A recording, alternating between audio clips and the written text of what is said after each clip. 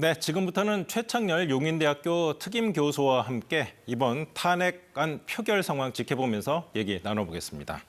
교수님 어서 오십시오. 네, 안녕하세요. 네. 자, 이제 표결 시작 시간이 10분도 안 남았습니다. 오늘 안건은 탄핵소추안 하나고요. 네. 한 40분에서 50분 정도 걸릴 거다. 순조롭게 진행되면 그렇게 보면 맞겠죠? 그렇죠. 제안 설명이 있을 거고. 네. 제안 설명하고 난 다음에 이제 검표 의원들 이제 배치하고 네. 투표를 하고 말이죠. 그러고 난 다음에 그걸 이제 개표하고 그 시간이 아마 40분 내지 50분 걸릴 겁니다. 지난주 7일 날은 김건희 여사 특검이 먼저 네. 이제 표결이 돼서 시간이 꽤 걸렸죠. 네. 5시부터 시작됐습니다만 나중에 결국은 지난 주말에는 우원식 국회의장이 9시 20분경인가 투표 불성립을 선언했었거든요. 네, 맞습니다. 오늘은 그런 일이 별로 없을 것 같고 뭐 아주 많이 잡아도 1시간 정도 있으면 5시 정도면은 결과를 확실히 알 수 있지 않을까 이렇게 생각합니다. 네, 제가 지난주에 이제 국회 본회의 생방송으로 이제 방송을 해드렸습니다만 네. 그때 김건희 여사 특검법 표결이 그때 국민의힘 의원도 참가하지 않았습니까? 그렇죠. 그때 한 네. 40분 정도 걸렸던 것으로 기억을 합니다. 오늘도 순조롭게 진행된다면 그 정도 될 것 같고 네. 지금 저희가 말씀드리는 거는 이제 국민의힘 의원들이 참여하는 걸 전제로 하는 거 아니겠습니까? 그렇죠. 네. 아무래도 참여할 가능성이 많다고 봐야겠죠. 지금 의원총회에서 당론이 지금 부결로 돼 있는 상황인데 네. 이 당론이 바뀔 것 같지는 않아요. 시간이 거의 다 됐으니까, 4시가 됐으니까 당론은 부결로 있다 하더라도 아까 보도를 보니까 권성동 원내대표가 참여하는 쪽으로 그러니까 강제할 방법은 없다 이렇게 얘기를 했어요. 그러니까 자율투표에 맡기는 겁니다. 오늘은. 네. 오늘 상황에서 또다시 퇴장한 일은 뭐 상상할 수 없는 일이지 않을까. 지난 일주일 동안 상황이 너무 많이 바뀌었어요. 네. 특히 이제 윤석열 대통령이 그저께죠. 12월 12일 날 담화 발표한 이후에 분위기가 급변한 게 아닌가. 국민의힘 당내도 말이죠. 지금 현재 7명 의원은 찬성한다고 공개적으로 얘기를 했고 그런 상황이기 때문에 저는 뭐 개인적인 생각입니다만 네. 찬성표가 좀 더 많이 나오지 않을까 생각합니다. 네. 자, 일단 국민의힘이 이제 반대 당론을 바꾸려면 그 이제 규정에 따라서 네. 뭐 의원들 3분의 2 이상이 찬성을 해야 되는데 그 반대하는 의견이 3분의 2 이상 나오기는 뭐 현실적으로 어려워 보이고. 쉽지 않다고 봐야죠. 네. 그렇다면 이제 그렇다고 해서 참석하지 마라 했는데 또 참석하는 의원이 많으면 그것도 이상하고. 네. 그래서 뭐 현실적으로 뭐 참석은 뭐 자율적으로 맡기되 뭐 당론은 반대로 유지하는 뭐 그런 결과가 나오지 않을까 뭐 그렇게 조심스럽게 예상을 해봅니다. 아무래도 방금 말씀하셨지만 가결 가능성이 조금 더 높다 이렇게 봐야 되지 않겠습니까? 현재로서는 그런 것 같아요. 지난 주말에 그 한국 갤럽 조사도 국민들의 상당수가 압도적으로 탄핵이 돼야 된다라는 조사가 나온 상황이고 네. 또 거기에 그 조사는 뭐 내란죄까지 나왔단 말이에요. 그것도 상당히 높아요. 네. 국민들이 여론조사긴 합니다만 그런 상황이기 때문에 어차피 지금 이 상황에서 못 들어가기는 어려울 거예요. 퇴장한다. 이거 퇴장한다는 건 없고 이번에 이제 그냥 안 들어가는 거예요. 불참하는 그렇죠. 거예요. 투표에 네. 불참하는 건데 네.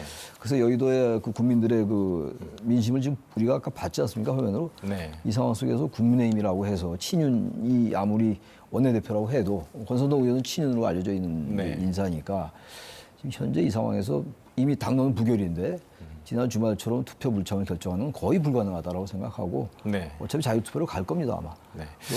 그렇다면 말이죠. 지금 이제 200표, 그러니까 범야권을 제외하면은 이제 8표가 국민의힘에서 나오면 이제 탄핵안이 가결되는 거 아니겠습니까? 그렇죠.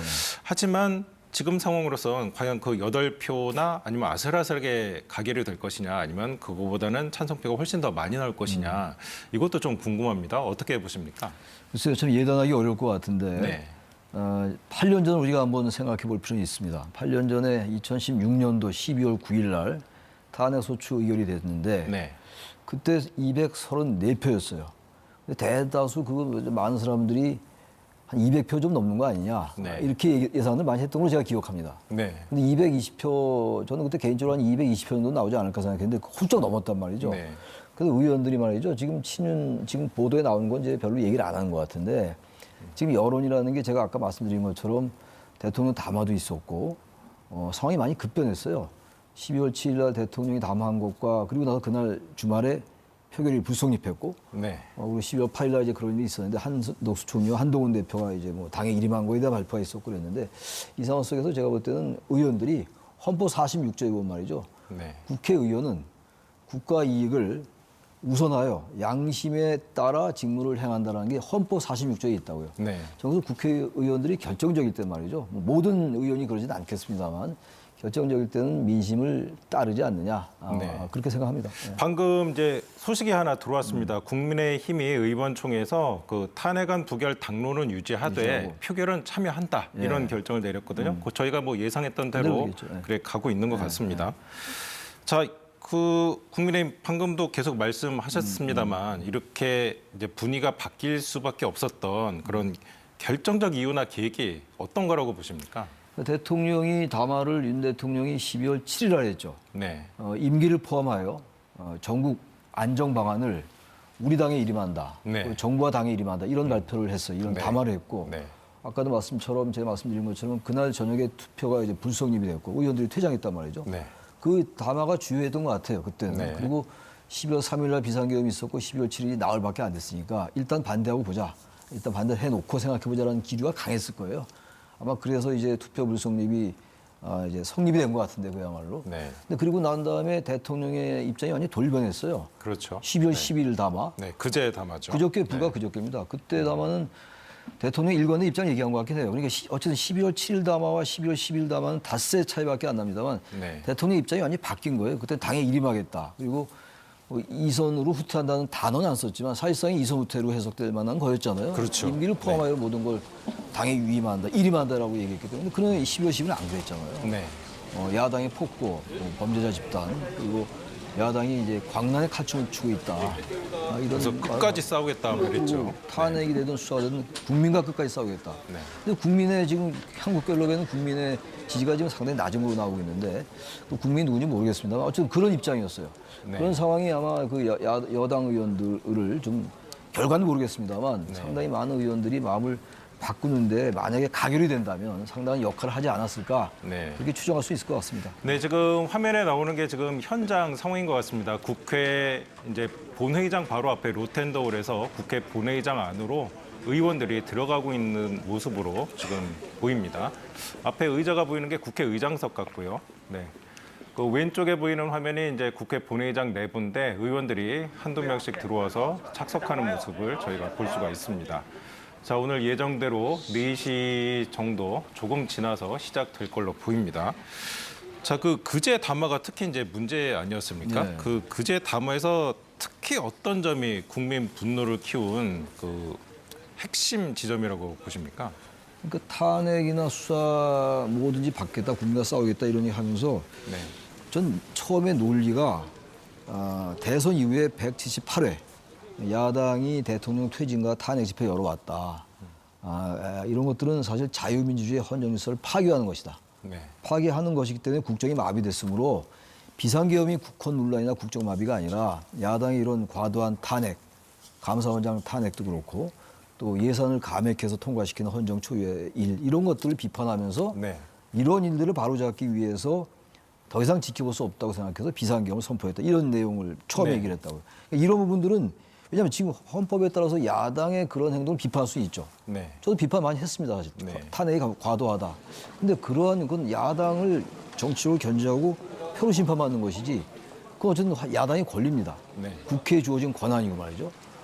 그 권한을 잘못 행사해서 국정이 마비됐으므로 대통령 스스로가 그 부분을 바로잡기 위해서 국정을 정상화하기 위해서 비상계엄을 선포했다는 논리가 아마 많은 국민들에게 너무 어이없게 들렸을 거예요. 네. 정치적으로 해결해야 될 문제를 계엄이라는 수단을 동원했다. 이거는 확실히 잘못되지 않았냐. 뭐 이런 여론으로 봐야겠죠. 그렇게 봐야 되겠죠. 네. 네, 지금 그 국회 본회의장 상황 보셨습니다만 그 이재명 대표를 비롯해서 야당 의원 쪽 자리는 거의 다 차 있는 것 같고요. 아직 국민의힘 의원들 자리 쪽은 안 차고 있는 것 같습니다. 국민의힘 의원들 아직은 들어오지 않고 있는 것 같습니다만 지금 화면에 오른쪽에 보이는 쪽이 국민의힘 의원들 의석이고요. 지금 우원식 국회의장이 지금 자리로 들어오고 있습니다. 곧 그 개의가 선언될 것으로 보입니다. 잠시 화면 지켜보시면서 계속 말씀드려보겠습니다. 현장음 좀 들었으면 좋겠군요. 네. 네.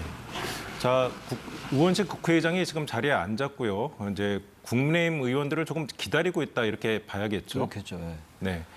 의원총회가 조금 전에 결정은 냈습니다만 아직 확실히 마무리됐는지 안 됐는지 그 확인은 아직 안 되고 있고요. 국민의힘 의원들 의석 쪽은 지금 아직 비어 있는 상태입니다. 지금 야당 쪽 의원들만 들어와서 착석해 있는 상황입니다. 이번 본회의 윤석열 대통령 탄핵소추안 표결을 위한 본회의는 곧 시작될 것으로 예상이 됩니다. 자, 교수님, 이번 탄핵소추안 내용 한번 봤으면 좋겠는데요. 가장 큰 차이가 첫 번째 것과 가장 큰 차이가 이번 비상계엄 사태에 집중했다. 뭐 이런 그렇죠. 분석이 나오거든요. 그거 좀 짚어주시겠습니까? 왜냐하면 지금 가치 외교를 맨 처음에 넣었었어요. 가치 외교에 너무 치중해서 한미일 동맹에 과도하게 치중함으로써 북한, 중국과 러시아 뭐 네. 이런 이제 이런 배제하는 이런 외교의 불안정성 이런 것들 지적을 했어요. 1차 탄핵 소추안에서 네. 그런 것도 뺐습니다. 빼고 지금 사실 이게 비상계엄의 그 요건이 있잖아요. 비상계엄 선포 요건. 그렇죠. 헌법에. 네. 헌법 77조에 있는 건데 전시, 사변 또는 이에 준하는 국가 비상사태. 네. 그리고 정부와 법원에 대해서 통제할 수 있다. 그럼 네. 국회가 빠져 있다고요. 네. 그러니까 이런 걸로 비춰볼 때 이건 명백한 헌법 위반이다라는 거. 그걸 강조했습니다. 그러니까 국민주권 원리에 위배된다. 네. 또 대의민주주의 원칙을 저버렸다. 이런 쪽에 집중한 거죠. 다시 말하면 선택과 집중이라고 얘기할까요? 여러 가지 네. 대통령, 그러니까 야당이 비판해왔던 윤석열 대통령의 여러 행태, 그게 많이 나열됐었어요. 1차 탄핵 네. 소추안에서는. 그걸 다 뺀 겁니다. 네. 보다 간결하게 네. 이 자체가 문제가 있다. 헌법 위반. 근데 다른 것들은 그냥 그것도 정책이나 정치적 비판이에요. 네. 가치 외교 같은 것도. 생각이 다른 사람도 있는 거예요. 여러 의혹도 있었지 않습니까? 무슨 여론조사 뭐 조작 의혹 뭐 이런 의혹도 이번엔 다 다 빠졌지 뺐어요. 않습니까? 근데 네. 그것도 사실은 탄핵 요건이라고 보기는 어려운 거죠. 네. 탄핵은 엄밀하게 헌법과 법률이 위배될 때인데 의혹이 있는 건 의혹의 차원이잖아요. 네. 게다가 또 이제 내란과 외환의 죄를 는 이제 소추할 수 있는 거란 말이에요. 헌법에 따라서. 그런 것들이 집중한 거죠, 말하자면. 지금 뭐 의혹이라든지 이런 거 한없이 야당이 지적해왔던 거, 이태원 참사 이런 것들이 다 뺐어요, 이번에는. 그러니까 대통령의 지지율과 관련된 여러 가지 사안들, 여야가 대립했던 이런 여러 가지 쟁점들, 이걸 다 이제 나열하게 되면은 우리 이제 윤석열 대통령 탄핵에 반대하는 입장에서 볼 때는 그걸 또 빌미로 삼을 수 있지 않을까라고 생각한 것 같아요. 네. 그래서 아주 간결하게 이번 비상계엄에 대해서 집중했다. 네. 그 2차 탄핵 소추안은 그게 많이 바뀌었다. 그런 상황입니다. 이렇게 볼 수도 있지 않을까요? 그 이제 탄핵안이 가결된다고 상정을 하고 그렇다면 이제 헌법재판소에 가서 탄핵 심판을 하게 될 텐데 그런 각종 의혹을 가지고 다투게 되면 오히려 그 탄핵을 가결해야 되는 입장에서는 오히려 방해가 될 수도 있다. 그렇겠죠. 이런 판단도 있지 않았을까요? 당연히 그렇죠. 네. 탄핵 심판이라는 거는 그 대통령의 탄핵 요건에 대한 심판이거든요. 네. 그러니까 일반적인 형사재판 이런 거하고 다른 거란 말이에요. 네. 헌법재판소의 탄핵 심판이라는 게. 근데 이제 여러 가지 의혹을 만약에 이제 소추안에 내게 되면 소추위원장이 이제 법제사법위원장이잖아요. 네. 거기서 이제 그런 걸 제기하는 거죠. 소추라는 거란 말이죠. 그렇죠. 검사 역할을 하게 검사 되는 역할을 하는 거죠. 거란 네. 말이죠, 국회가. 근데 그렇게 되면은 이 검사가 소를 제기한 거기 때문에 탄핵 심판도 그걸 다 들여다봐야 돼요. 평가를 해야 되는 것이고 거기에 따른 증인도 불러야 되는 것이고. 네. 그럼 이게 시간이 더 늦춰지지 않겠어요? 아마 그런 전략적 판단도 들어가지 않았겠느냐 그렇게 유추할 수가 있죠. 네, 지금 화면에서 보셨습니다만 국민의힘 의원들도 이제 속속 들어와서 자리에 앉고 있습니다. 이제 국민의힘 의원들 의석이 거의 차는 대로 지금 들어오는 모습 보고 계신데요. 곧 이제 본회의가 개의될 걸로 보입니다. 네, 국민의힘 의원들 들어오고 있습니다. 자, 만약 이제 가결이 된다면 윤석열 대통령은 이제 직무가 바로 정지되지 않습니까? 그러면 이제 어떤 상태가 되는 겁니까, 대통령? 그러니까 탄핵이 가결되면 이제 국회의장이 가결안을 때릴 거 아니겠어요? 네. 의사봉을 이제 두드리고 그 탄핵 가결된 게 대통령실로 이제 송달이 되겠죠. 네. 그리고 헌재로 헌법재판소로 또 이제 전달이 될 것이고 아마 총리실로도 전달될 것 같아요. 총리가 이제 권한 대행을 해야 되는 거니까 네. 국무총리가 일단 대통령실에 이제 그 송달되는 그 순간부터 직무가 정지되는 거로 돼 있습니다.